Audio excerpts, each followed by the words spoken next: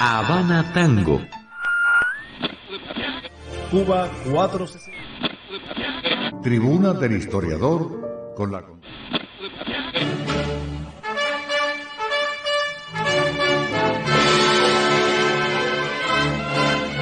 Desde el Centro Histórico, transmite Habana Radio.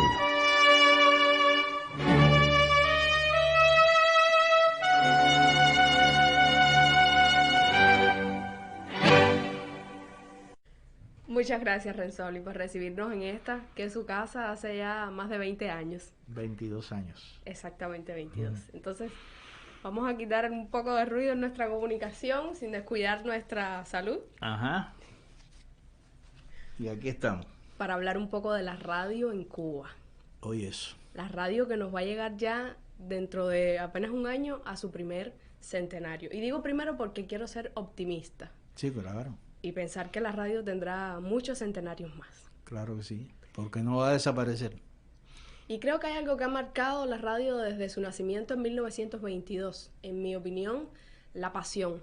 La pasión de aquellos radioaficionados que iniciaron y que luego se convirtieron en una empresa consolidada, y la pasión de los que hoy siguen haciendo la radio. Pero inevitablemente ha pasado de generación en generación y los retos de hoy son diferentes. ¿Cómo enamorar, Renzoli, a los jóvenes de nuestra radio? Bueno, eso es una tesis que está por elaborar, aunque hay siempre sus intentos, ¿no? La radio de hoy, lo único que se parece a la que fundó Luis Casas Romero en agosto de 1922 es que, y me vas a permitir que utilice algo que tiene que ver muy cercano a mi trabajo, es que es un sonido para ver, o debe ser un sonido para ver. Tiene que saber los sentimientos de la juventud, tiene que saber cómo habla la juventud, qué escucha la juventud, cuáles son los modismos, cuáles son las modas de la juventud. Tiene que estar en la onda y sencillamente adecuarse a los intereses de la juventud, que para nada quiere decir vulgaridad, quiere decir populismo, nada de eso, porque se comete, a veces creo que se comete un error conceptual, que es comparar la juventud con lo ligero, con lo chabacano, y eso es error. Ahí entra también una función de la radio y de nuestros medios en general. La educativa. La función educativa. Exacto, la función didáctica. Enseñar. No con mandarriazo, ni siquiera utilizando un lenguaje hueco que no conduce a nada, que no significa nada. Fíjate si es grande la radio. No solamente que no desaparece, sino que es maga. La radio es maga, porque se cambia de vestidura cuantas veces haga falta. Entonces, la radio se adapta a la misión que tenga. ¿Cuál es la misión de la radio en Cuba? Una de las tantas, atraer a la juventud. Bueno, hay que meterse en el mundo de los jóvenes y aprovechar incluso sus modos, como te decía anteriormente, pero también sus maneras de proyectar, de hablar, sus maneras de hablar, los jóvenes cubanos, y no los que viven en los barrios finos, sino estoy hablando de los que viven en los barrios marginales, no me da miedo utilizar esa palabra, no encuentro otra, en los barrios de menores recursos económicos, con menores posibilidades, donde no hay acceso a internet. Porque por eso razones también somos todos nosotros. conocidas. Ajá. Eso también somos nosotros y es parte de la autenticidad de la que también usted habla como una característica fundamental que debe tener la radio. Sí, sí. Hay un principio que es fundamental. La radio no puede dejar de ser popular. Así nació. Así nació. ¿Comprende? Lo que sucede es que ha cambiado la imagen de aquellas, o sea, la abuelita tejiendo en su comadrita, pegada a radio bombillo. No, como imagen es de museo, pero el concepto sigue siendo el mismo. ¿Por qué? Porque la radio tiene que llamar la atención. Un programa de radio tiene que llamar la atención. Para eso no hay fórmula. Para eso cada realizador, cada guionista cada ente que genere ideas tiene que arreglárselas para tratar de llamar la atención. ¿Cómo se las ha arreglado usted? Porque ha tratado temas difíciles, temas incluso históricos que a veces, sobre todo para las nuevas generaciones, podrían verse como algo fuera de moda, algo que ya sucedió y de lo que no queremos volver a hablar. Mira, hay algo que yo estoy convencido de algo y no estoy descubriendo el agua tibia. Hay que saber contar una historia. Contar una historia no necesariamente tiene que ser había una vez, no. Tú puedes decirlo así y tal vez llame la atención porque todo está en el cómo tú lo hagas. Ahí es donde está el secreto. El cómo. ¿Cómo tú logras llamar la atención? ¿Cómo tú logras ser, sobre todo en Cuba, no sé en Japón cómo será, sobre todo en Cuba, no caer pesado? Oye, ¿qué clase de muela? Eso no hay quien se lo dispare. No. Ese juego se pierde. Siempre que haya alguien joven o no tan joven que piensa así. Es saber contar algo. Y en Cuba se puede ser de todo menos pesado. ¿Entiendes? Entonces, las historias más escabrosas y los temas más candentes se pueden tratar todos desde una perspectiva cubana, asequible. Se puede hablar de todo. Y yo mismo me lo he demostrado. Yo he tenido el privilegio y el gusto, lo digo así a boca llena. A lo largo de los años en mis programas de radio yo he hablado de lo que quiera hablar. ¿Dónde está el problema? El problema no está en lo que tú hables, sino en saber en qué equipo tú juegas, que esa es otra historia. Hay que saber en qué equipo tú juegas. Si tú juegas en el equipo Cuba y tú quieres que Cuba gane, las cosas que tú digas, por duras que sean, tienen que ser para que Cuba gane. No para echar a pelear a la gente, ni para formar cizalla, ni chisme, ni brete. No. En primer lugar, tienes que tener una seguridad en los temas que tú vas a hablar. Como se dice en mi barrio, no hablar bobería ni hablar basura. Hablar con base. Tener fuentes confiables y seguras. Y sobre esa base tú puedes incluso disentir con todo el respeto y sobre todo utilizando elementos sólidos que demuestren que tú como periodista dominas el contenido y que no hay quien te haga cuento. Sobre esa base se puede discutir y se pueden alcanzar grandes audiencias porque le das participación a la gente. La radio cubana es una escuela del oficio, no solamente para los cubanos, sino para Latinoamérica. Y Cuba, además, al ser un país de los primeros de América Latina en tener radio, pues entonces pudo, yo creo que hacer más aportes. Y en tener culebrones. Sí, a eso iba. El nacimiento de la radionovela en Cuba. Félix Becainet, ¿cuántos aportes han nacido desde la radio cubana para la radio universal? Exacto. Y esas cosas hay que decírselas a la juventud. A los jóvenes de hoy, de alguna manera, hay que hacerles entender que eso empezó en Cuba. Todo eso empezó en Cuba. Los programas de participación popular, tanto en la radio como en la televisión, en Latinoamérica, Cuba tuvo una sede muy importante,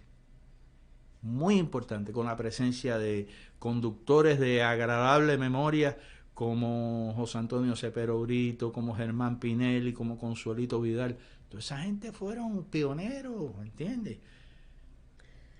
Algo sobre lo que usted ha hecho hincapié en varias ocasiones, y es la relación contenido-continente, o sea, lo que decimos, cómo lo decimos, y el estar cerca de nuestras agendas públicas, construir la agenda de un medio a partir de lo que piensa y necesita saber la gente, o de lo que necesita opinar la gente. Yo creo que a veces nos ponemos mucho como emisores y no entendemos que el proceso de comunicación necesita una retroalimentación. En su caso, ¿cómo ha visto usted los resultados de esa retroalimentación con el público, con la escucha? Hace algún tiempo que estoy desligado de lo que es el mundo informativo. Pero yo recuerdo haber tenido una experiencia muy bonita en los años 80 en un noticiero que existió en Radio Rebelde que se llamó Exclusivo de Rebelde. Consistía en eso, era un toma y daca, era estar constantemente tomando el pulso de lo que estaba pasando en la calle, de lo que estaba pasando en la sociedad, y dar participación a los causantes y a los que recibían los beneficios o no de determinado problema que existiera, y llevar a la gente a la confrontación sana, a la búsqueda de una explicación con el único objetivo de resolver el problema o los problemas que existan. Si tú me preguntas, yo digo que para mí, en mi apreciación personal, yo creo que ese tipo de práctica ha descendido bastante. Es una práctica que yo pienso que debiera y tiene, y más en esta situación histórica que estamos viviendo, tiene que despertar y tiene que volver a la actualidad, tiene que rescatarse, como suele decirse en estos casos. Usted mencionaba que en los últimos años ha estado muy ligado a un tipo de producción menos informativa, más musical. ¿Qué rol usted le otorga a la radio cubana en la defensa del patrimonio cubano, musical, arquitectónico, de todo tipo? El patrimonio cubano del cual también la radio forma parte. Es un papel, yo diría que decisivo, porque la radio es el compañerito electrónico más cercano que tenemos, a pesar de que no se venden en las tiendas. La radio es la compañía. Entonces, por ser el medio de más fácil acceso, desde el punto de vista físico, de tenerlo, mira, tú lo tienes ahora aquí en el celular, un radio. Y también desde el punto de vista del contenido, el contenido llega fácil. Es el que impone la moda. La radio impone gustos. Los grandes músicos, cuando quieren imponer su obra o cuando quieren dar a conocer su obra, generalmente acuden a la radio. Los medios de comunicación o de difusión están estructurados como el mecanismo de un reloj. ¿Cómo se impone un gusto en el mercado? ¿Cómo se impone una tendencia? En todo esto, la radio es la que traza la pauta. Al menos teóricamente, según la práctica mundial, a lo largo de los años ha sido así. Creo que de manera general la radio cubana tiene el reto de, en un tiempo de globalización, industrias culturales y de una aplastante imposición de culturas externas, foráneas, pues defender lo propio, lo auténtico, desde el carisma y la frescura que caracteriza nuestros tiempos y que no son los mismos de los años 50, pero tampoco podemos olvidarlos. Claro, lo que pasa es que existen leyes. Las leyes van más allá de las épocas, de las ideologías, de las fronteras. En el caso de la radio, nos toca a nosotros como sistema cada vez más actuar como sistema. La radio cubana es un sistema de emisoras que funciona bajo preceptos y principios ideológicos y culturales generales. Hablamos al inicio de cómo enamorar a los jóvenes. Sí. Y quisiera que habláramos, para cerrar, cómo la radio puede emigrar a espacios digitales. Hoy existen otros mecanismos como los podcasts, la radio en internet. ¿De qué manera emigrar sin perder esa esencia, pero rejuveneciéndose? Yo creo mucho en la... O sea, eso que tú me acabas de preguntar, que es algo muy interesante y muy retador. Sí. Muy retador. Nosotros tenemos importantes y prestigiosos centros de investigación social. Los tenemos. Y dentro de esos centros de investigación social los tenemos aquellos dedicados a la juventud. pero me encantaría saber cuáles son los temas que realmente le pican o le quitan el sueño a la juventud. Y por ahí hay que colarse. Si el león viene para arriba de ti, en el mejor sentido, hablando figuradamente, si el león viene para arriba de ti, prepárate para fajarte con él. No te puedes mandar a correr. No puedes decir eso no existe. Estos temas que se asoman, pero muchas veces, por suerte, ya se están asumiendo como se tienen que asumir. El fenómeno de la droga, el fenómeno de la emigración ilegal. Ya te decía, las cosas que realmente le pican a la juventud y que no tienen una explicación o no tienen una explicación lo suficientemente convincente. Esos sí son temas que son un reto para los medios de comunicación o de difusión, actualmente para la radio, digamos.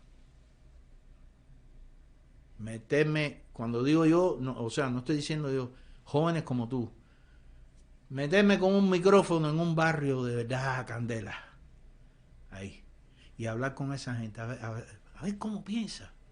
En la medida que nosotros nos metamos como radio, como investigación, como periodismo proactivo, creo que se le dice ahora, en el pellejo de esos seres humanos, porque son seres humanos, y que si volvieron sus actitudes hacia esos campos es porque alguna condicionante social tuvieron, ya sea familias disfuncionales, o que el padre se mató, o la madre se ahorcó, o está presa, esas tragedias humanas que nunca han dejado de existir.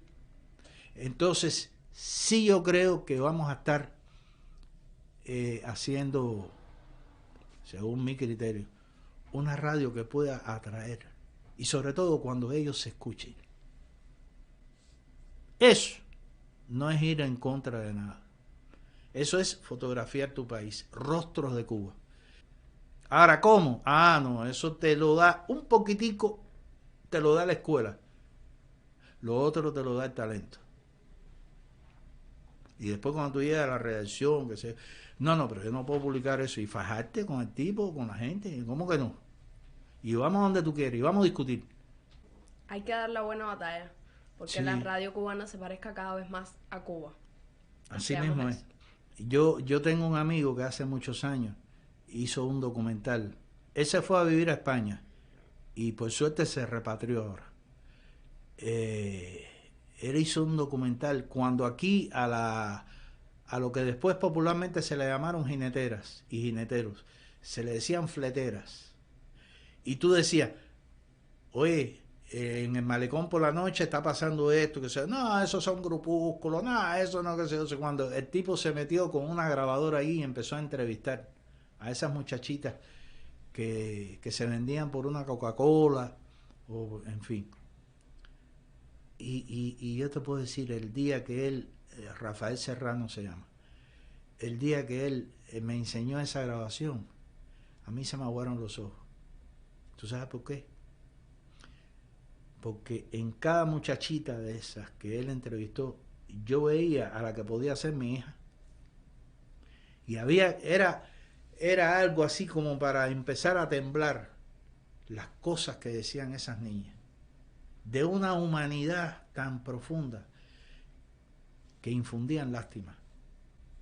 Yo creo que de manera general, si no solo los periodistas, si todos desde nuestros puestos miráramos al otro como si fueran nuestros hijos y entendiéramos o pretendiéramos entender sus problemas, sus conflictos y sus profundidades, ese mundo mejor que tanto soñamos es posible. Claro, además uno de los secretos a mi juicio está en que hay que darle la voz a todos. Lo que pasa es que a veces sucede que vamos a ver quién tira la primera piedra, pero el día que suceda lo primero, convincente, bonito, artísticamente bien hecho, yo creo que la radio habrá dado un paso fenomenal en este tiempo. Gracias. Radio Cubana. sonido para ver.